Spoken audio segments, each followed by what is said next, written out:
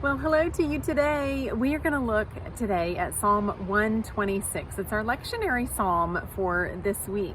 And if you've studied the Psalms very much, you know that they are written for specific reasons. There are Psalms of thanksgiving that sing praises to God. There are Psalms of lament that cry out to God.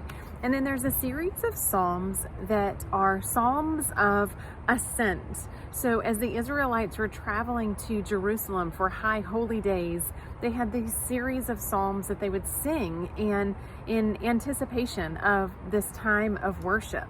So a Psalm of ascent is actually a great psalm for us to look at during the season of Lent as we prepare for the coming of Holy Week. So I hope that you'll use this psalm to as a sense of preparation for yourself.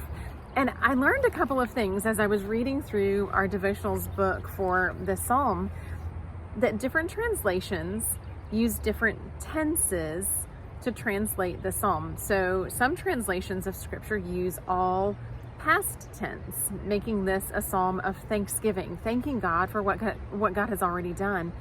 Some translations use future tense, looking to God for help for something that's coming.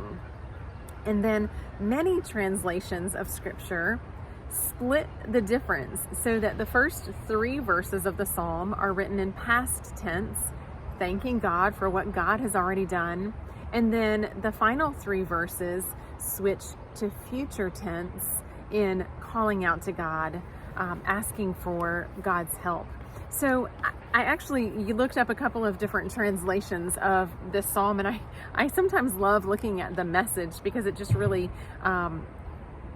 takes some scripture verses that maybe talk about things that are hard to understand and modernizes it. And so I love some of the language from the Message saying things like, God has done great things, God acted wonderfully, and then switching gears saying, now God, do it again.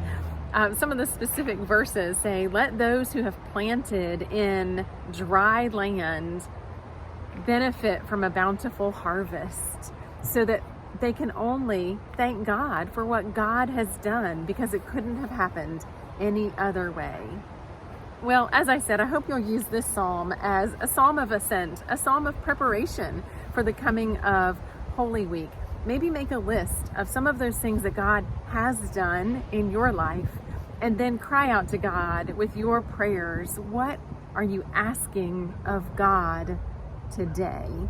Let the words of this psalm give voice to some of those emotions that you feel, and carry that all to God.